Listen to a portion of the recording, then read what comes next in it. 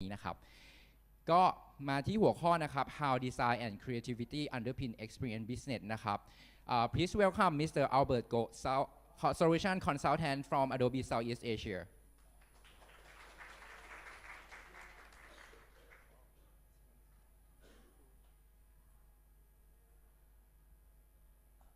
Okay, hi. Good morning, everyone. My name is Albert Go, and I'm a solutions consultant with. Oh, here we go. Sorry. Hi. I'm a solutions consultant with Adobe. I am based in Singapore, and at Adobe, my job is mainly I'm part of the sales team, and as part of my job, I travel to many Southeast Asian countries. Right, I cover mainly Thailand and Indonesia. I've had a chance to interact with many of our customers, and generally, I have the best job in the world. My job generally entails me demonstrating and showing off all our wonderful creative tools and products to our customers, right, and services as well. But today, that's not what I'm going to do. Okay, so today, this segment of my presentation topic really is called Design Trends 2018, a synopsis, right? So what that means is in the course of my job, I've had the ability or the opportunity to actually interact with many of our customers, the design, creative community in general. And I've also had a chance to also survey all different types of websites and blogs and see the type of things that people are putting on Behance, Adobe Portfolio, Pinterest, and all the other different types of social media. And so what my presentation is about is really a collection of thoughts culled from anywhere and everywhere. From our point of view, Adobe as a technology provider to the creative community, right? So my presentation is really going to be about design trends. Really, we want to talk about what kind of visual design trends, not just visual, but also user experience trends have taken hold in the market over the last couple of years. Right? Which ones have actually gained momentum, and which ones are likely to continue, right? Which ones have also proved a bit award-winning? Which ones have been, where people have taken notice of some of these design trends, techniques, visual aesthetics, right? Styles, for example.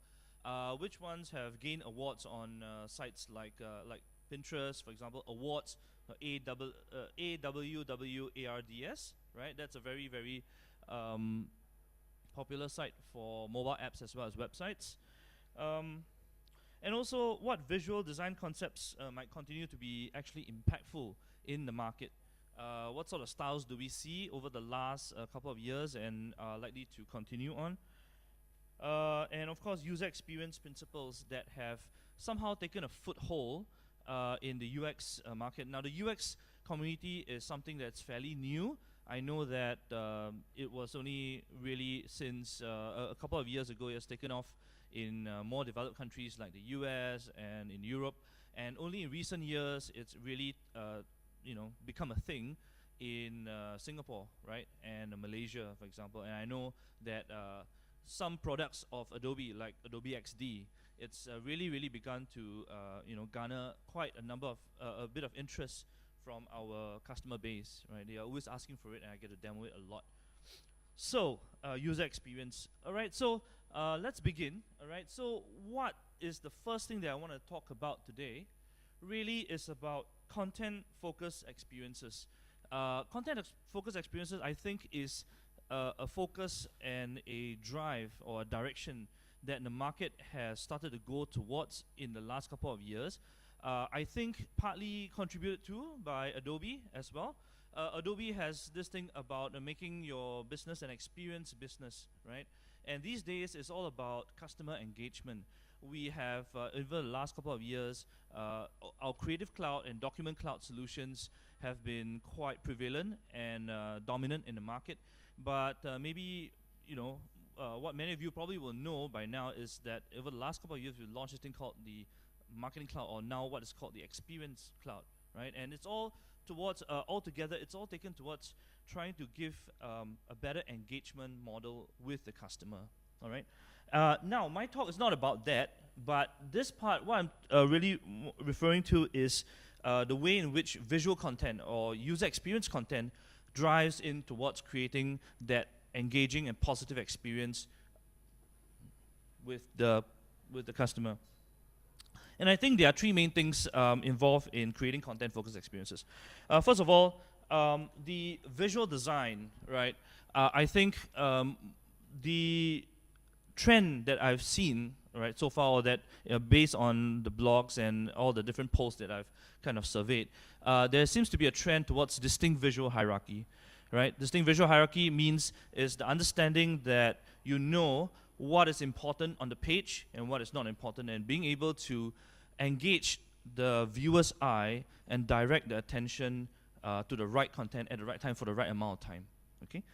Secondly, it's about functional minimalism, and it's related to distinct visual hierarchy.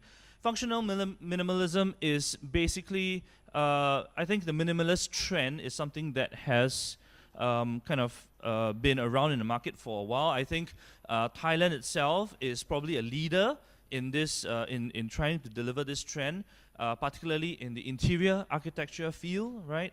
Minimalist. When we think about minimalist, we think about interior design. We think about our homes and how to get cutting-edge design. But really, when it comes to digital content, websites, mobile apps, and all the other types of platforms, functional minimalism basically means how does one actually reduce the amount of content to the bare essentials without losing any of the functionality.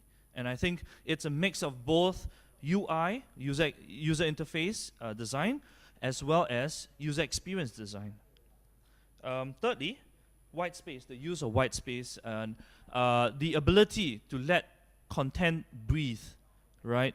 Ability to focus the eye on what is the most important thing. And it's really the first two taken to an ultimate extreme. Okay, so let's go through one of this at a time. Distinct visual hierarchy. So basically, the idea behind this, right, is not all objects are created equal, right? When we have a design on a page or a visual aesthetic that we want to establish, I think the first question that most designers have started to ask themselves, is to become a trend, is what is the most important thing that I want to deliver? What is the objective of this page? What is the messaging that I'm trying to communicate to my viewer? And distinct visual hierarchy is the understanding that something is important, some things are not so important, and what are the tools and techniques that we can employ in order to drive the viewer's attention and really be the driver or help or design the page in such a way that it allocates the amount of attention that the viewer actually gives to certain elements on the web page or the mobile page, right? It's the ability to drive the viewership onto certain sections and be able to enhance the messaging that you're really trying to deliver. Okay. Now, distinct visual hierarchy also means that sometimes when you want to make the page and the mobile page and the web page less cluttered, it means whittling down everything that is subservient and secondary to almost nothing. So reducing the number of elements on the page to its bare essentials, essentially, right? So it's basically just only the essentials are important, right? And when we do this, it becomes it's actually distinct visual hierarchy at its most pure. Okay. Now, if we take this one step further, distinct visual hierarchy, I think then we get this thing called functional minimalism. Of course, minimalism is basically just another way of just expressing what taking this distinct visual hierarchy to the extreme. That means we include only those things that are really completely essential, and everything else is either just either just white space or nothing, or maybe make it very, very insignificant. So I have a example here. For example, does anyone know what this is? Can anyone see clearly? This is Google search, right? This is a Google search page. I just captured this page just a few nights ago, all right? If you take a look at this, let's analyze this and say, well, you can see that it really comprises, your eye is driven straight towards the center of the screen. That's it. This is this lady here with the flower thing. You don't even actually detect that it's actually Google's brand. You actually have to look a little bit closer. Oh, look, it's Google. But really, the first thing that you really go after is, oh, look, there's a graphic there and the search bar. So the search bar is really the number one thing on this page, right? Then the next thing is, from here, I think based on colors and everything, we would actually think about, oh, look, there's a sign in button because of the contrast that is created on this page. Your eye is driven towards the sign in page on the top right hand corner. And this is interesting because actually, if you think about it, right, there are actually two more buttons that on this page that will help the functionality of your search. But to Google, that's not really as important as the sign-in page. And the other two buttons are Google Search and I'm Feeling Lucky, right? The two buttons right below that. And the thing is, the Google Search and I'm Feeling Lucky buttons are kind of subservient, I feel, to the sign-in page because of the color and because of the lack of contrast that they allocated to these two buttons below here. But even though these two buttons are actually nearer, right, visually in visual space, to the search bar, which is the main star of the page, right? So it's interesting that from here we go to here instead of straight there, right? And so this is just one example where using functional minimalism, I think Google has really become a master at this. Okay. All right. So this is just one of the others. Maybe taking the example of a physical installation, right? Sometimes the principle, I think this one is something that everyone knows about. Less actually is more. So something can really be visually eye-catching and aesthetically pleasing, even though it's just something simple, right? But a message here is basically, it's really delivered. In this case, I would say the message has something to do with lines, shapes and lines, but not really filling up of space. It's empty space and it's just merely lines. If I had to describe this in one sentence, it's just lines. Okay. Okay. And what about white space? So white space basically is again this principle taken to the extreme. It's about excluding everything, letting everything else be white. There's an absence and there's a vacuum of elements on the page, and there's no other better master at this than Apple itself. So again, this is a page that I took from the Apple website just a couple of nights ago.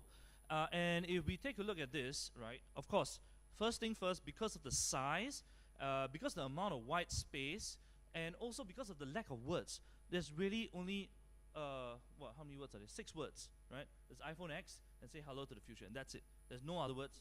And everything else is on the top menu bar. So what this actually does is it focuses the viewer's attention, first of all, on the phone, but actually in a very, very subtle way, it actually prompts the user into becoming an active participant in his own engagement with Apple. Now, why do I say that? Because using white space, right, letting nothing else be there except the picture, the messaging that you want, then once you have looked at this and say, oh, look, I'm looking at the phone and it's very interesting. I'm now interested to know more. What is the next step that the user is going to do? There's nothing else on the screen. He's going to go to the top menu bar, right? It's almost like it is leaving some breadcrumbs for some mice to follow. You are leading it's a little bit of user experience here. It's leading the user to where you want the person to go. And that's effective use of white space. Okay? So I thought it was a really, really interesting example. Just from an aesthetic point of view, another one I found really nice is this one here. All right, it's just a little simple pamphlet, I think, for an event or something like that. And there's nothing else to look at except for the title and the graphic below of photographs. So the questions that people will be asking is, oh, what is this, right? You start turning from exploratory behavior, right, into something of more action oriented. So you're just going to search for things and you're going to click on things and you're going to go deeper. And without you knowing, your engagement with the site, with the company or the business or whatever has put up this thing is now a lot more deeper, right? Okay, so that's white space. Now, of course, we cannot forget, actually, the title of this is single color focus, but really what I'm want to touch on the next thing is the use of contrast in design, right? Increasingly, I think contrast in design together, not just contrast overall, where we can actually imagine some designs that we have all looked at where there's a lot of contrast, but the page is also very, very cluttered, right? And we don't know where to direct our attention to. So when we talk about minimalism, we talk about distinct visual hierarchy and use of white space. When we increase and turn up the contrast itself, that's where it becomes a lot more efficient, right? But when I talk about single color focus, it's just a subset of using contrast. That means we create a lot of contrast, something that catches your attention versus something that just fades into the background and is there only when you need it, right? For example, something like this. So this is Air Jordans, all right? This is an ad for Air Jordans, and you can see the use of color for contrast. They are basically just 3 colors in this thing, right? It's the use of green, right? Because of well, I guess it's a Formula 1 racing car, I think, built with a skateboard, and it's green in color. But really, everything else is just white and black, right? So white and black fades into the background. It's just almost like filler, and the accent color is green, right? This one as well. The trend towards this has been the use of a couple of maybe analogous colors. Does anyone know what analogous colors are? Analogous color, that means everyone knows what the color wheel is, right? The color wheel. And we have different sections of colors, hues, right? There's red, green, blue, everything. So analogous colors are colors where if you pick one, and then you pick the next one, the neighbor to the left and to the right, those are analogous colors. And usually the idea here has been to use analogous colors in very desaturated kind of tones as filler backgrounds, and then one single very, very strong accent color, right? So that has been the trend of late, okay? And as always, if you look at websites, if you look at mobile apps and the way they design it, or award-winning designs anyway, things that people like, you always find on and off this sort of trend happening very, very often. So this is, again, another different ad, right, for Air Jordans, and the third one is here, right? So this is a good example of analogous colors, I guess. Orange, right, red, and then black and white. So single color focus, the use of a really one single color in what would be considered fairly minimalist, like very clean design. Here's another example. All right, so this is for anyone trying to get married or holding a wedding soon. Maybe this is something that you can think of. So this is a wedding card, right? Wedding invitation card. And if you take a look at this, let's show you all 3 examples, right? These are really, really eye-catching, very beautiful, and if you take a look at it, there's just one color inside it. Everything else, right, even though the words and the Chinese characters, right, really attract attention, but really it is, your eye is drawn first and foremost to the colors. It has to be the roof graphics first, right? And then from the roof graphics, it goes towards the Chinese characters. And then actually, if you think about it, right, what information is actually conveyed by these invitation cards about the wedding? There's almost nothing. There's nothing. It's just a concept, right? And it, again, leads the viewer to become a more direct and active participant because, oh, I want to know more about this event. And what else are you going to do? Your eye is going to be drawn over to this part, right, where it's very, very small, and then you got to drill down and dig deep. Oh, okay, when is this event happening? And it increases your engagement with the whole thing, all right?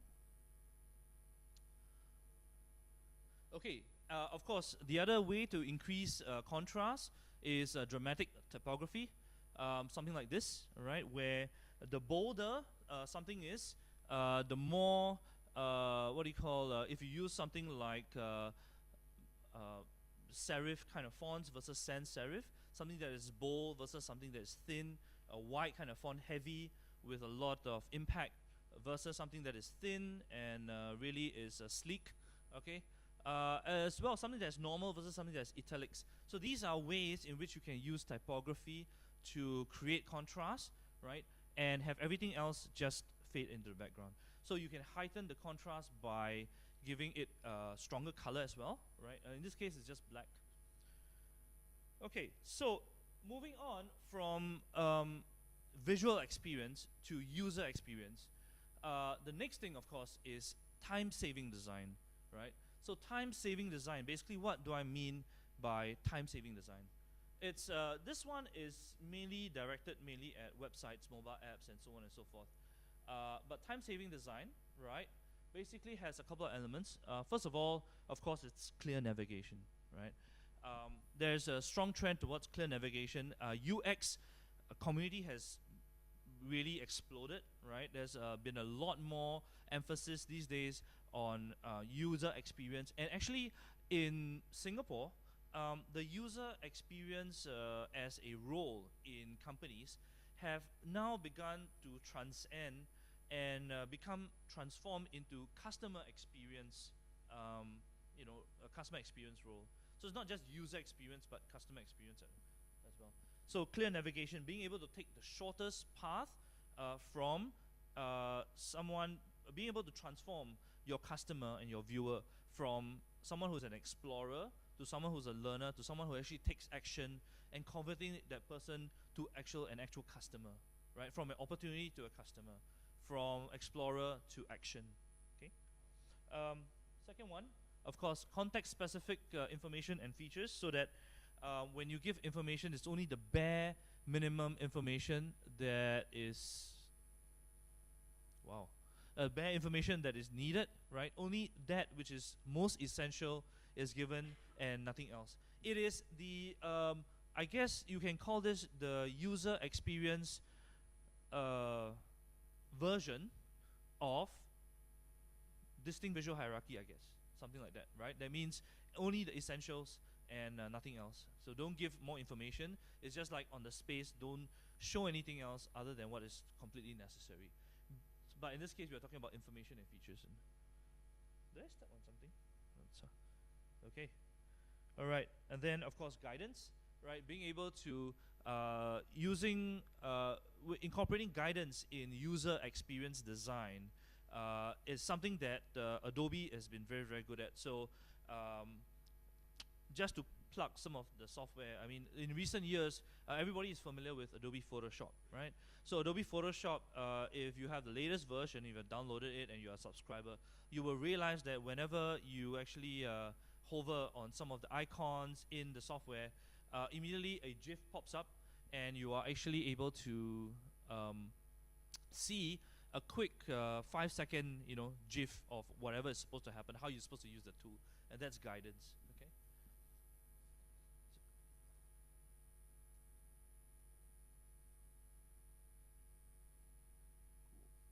All right. Linear user journey, right? That means when planning the UX journey of the customer or the viewer of the opportunity, you know exactly, begin with the end in mind. Right? Don't just have a UX experience where the user can go 100 different ways. Maybe just keep it to a limited of a number of different ways, and it's either here, here, here, or here. And then depending on what kind of circumstances the viewer is in, you know that he can be just one out of 4 possibilities, and so you have 4 different ways to engage this potential customer. All right, that's what I mean by linear user journey. Last but not least, anticipatory design, right? To be able to understand the mind of the viewer, of your audience, and be able to anticipate what kind of things that a person will want out of the app. What is that person using this app to do? Basically, it could be an insurance app, right? What are possible uses for a financial insurance app, for example? Oh, it could be to buy a new policy or to make a claim. What else? Get some information, find pricing, that sort of thing. So it's just being able to anticipate and being able to understand the mind of your user and the mind of your opportunity. And if you can do that, then when you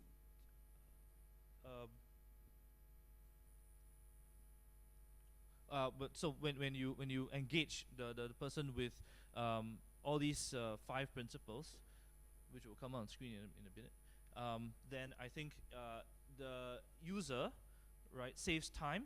If the user saves time, the time and the hassle for that person to complete his journey from explorer to customer that takes action, that's the whole key. That's the holy grail. Okay. Time-saving design. One of the good examples of time-saving design is probably Airbnb. All right. Of course, I can't show you the whole customer journey for Airbnb here, but it's one of the best in the market where they are able to convert potential people who are just looking for possible places to stay, and they actually go inside and make a purchase and book, from one of the Airbnb homes. Okay, so the next thing, of course, is what I like to call the trend of focusing exclusively on the mobile audience. It's something that we see is disappearing away, right? We see that there is a trend for user experience to go from mobile user experience to something that cuts across all different platforms, or what I like to call Omni-Channel Ux. Okay, that means, has anyone heard of this concept called the Internet of Things? Right, Internet of Things. Right now, I believe Bangkok is probably, Bangkok is probably the leader also in this, along with perhaps Singapore and Malaysia. Smart homes, right? Has anyone heard of smart homes? It is the concept where, your refrigerator, for example, has connectivity to the internet, right? It has a certain link and is able to talk to maybe a supermarket or a chain of supermarkets of your own preference.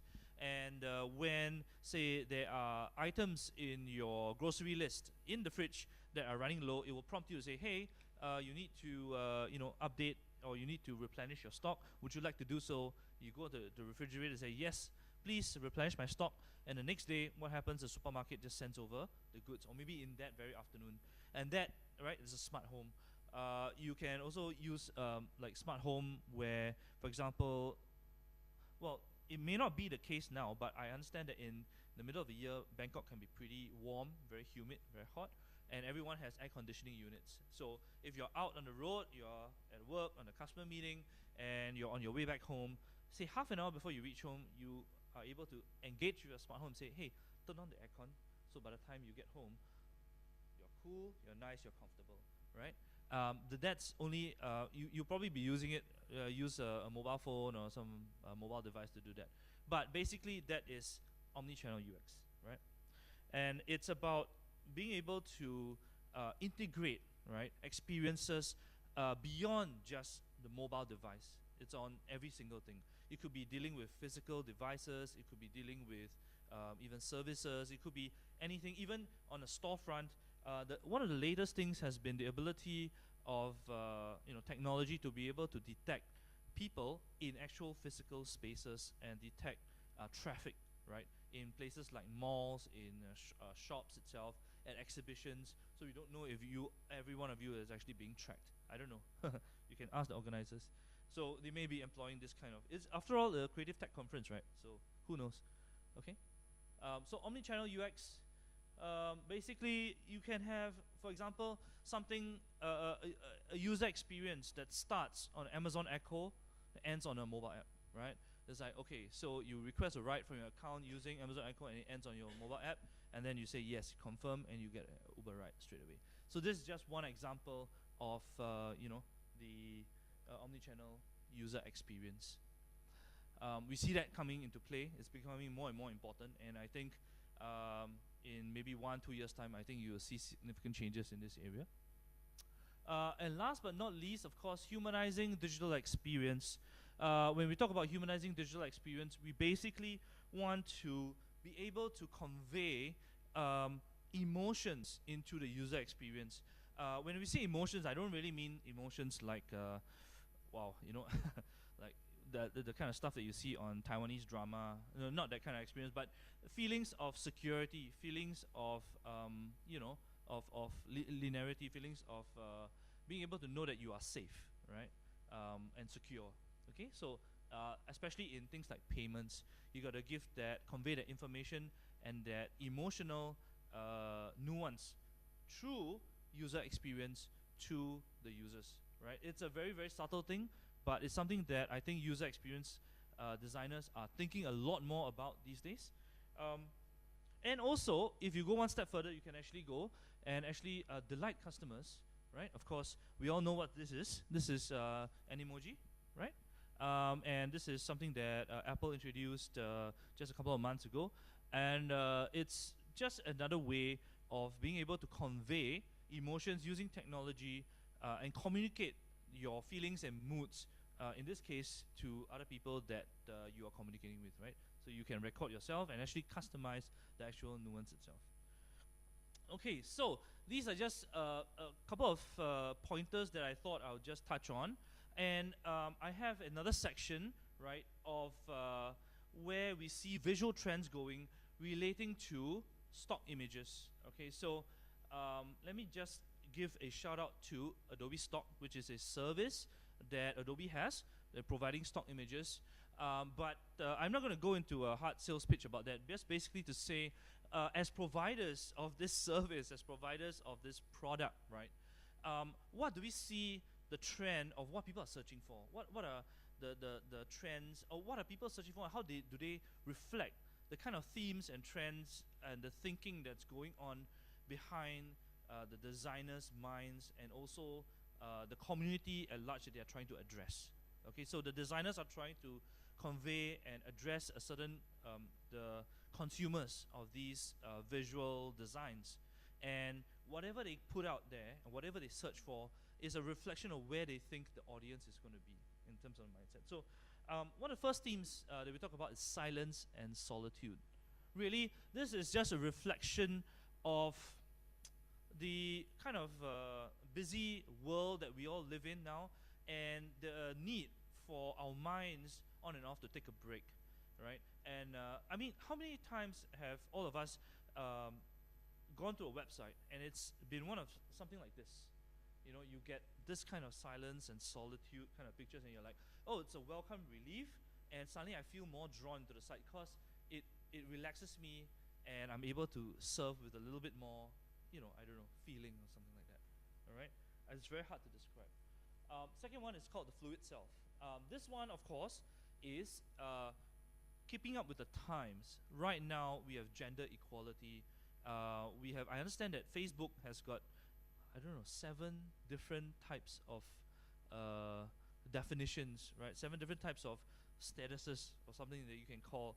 And so it's a reflection that there's now gender neutrality, equality, right? And universal acceptance, right? It's also a reflection of the trend where, you know, you see all these sexual harassment suits and things like that making the news, and it's a movement towards equality and women's rights and all that sort of thing. So this is where this comes in, all right? It's where when you want to engage with the customer, you might want to think about, you know, the biases. You want to think about saying, hey, actually, you know, you design clothing, you design fashion things for now. Maybe it could be, you know, omnisexual. I don't know, that sort of thing. Okay. The third one is multi-localism, all right? So this reflects the thinking that now the entire world is connected, okay? So it's no longer something that happens in a country, it only happens in that country. People are actually exporting and importing cultures back and forth into and out of their different communities. The United States is one good example of this. Singapore is probably another good example of this, and definitely international country like Thailand, and particularly the capital Bangkok, is definitely something that this is it's definitely reflected here. Okay, so you have all different types of cultures, all different types of you know, media is actually exporting cultures out, and people are adopting things. Many years ago, there never was a coffee culture, right? It's not new, right? But you know, Italian coffee has existed for many years outside of many years in Italy itself, and now it's been something that's been exported to the States, and now it's been exported elsewhere through Starbucks, through Coffee Bean, and everything. And this is just one example of that. Creative reality is, of course, the need for escapism. Right now, I think if you take a look at the movies out in the cinema, right? I don't know, how many superhero movies do we have? You know, and it's escapism, right? We need to get out of our mundane lives and just for a moment get into that space where we can do anything and everything. We can be anyone and everyone, and that is something that is not so true. That's nowhere more true than you know, when I talk about this different trend that we see. These every one of these pictures that I'm showing you, by the way, are actual collections in Adobe Stock, by the way, that they have actually identified and said, oh look, you know, we should create a collection out of this. And that is how strong these themes and these trends actually are. It's not something that was created by the Adobe Stock team necessarily. It is based on the frequency of searches, and we decided, wow, this is so strong a theme that we should really create a collection out of this. Okay? All right. Now, there's history and memory, all right? For all the escapism, for all the fluidity of self, all right, that we have, you know, that the world is now progressing towards, there is still one part of us that needs to feel grounded, that needs to feel solidified in our traditions. We don't want to let go of that. We don't want to free ourselves 100% and have no direction and not knowing where we want to go. Sometimes when we think about what we want to do, where we want to go, it's always within the context of where we were.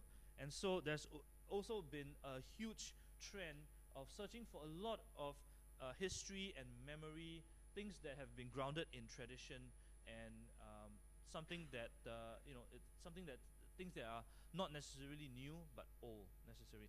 In fact, I would say the trend actually is applying new concepts and new ways of thinking about old things.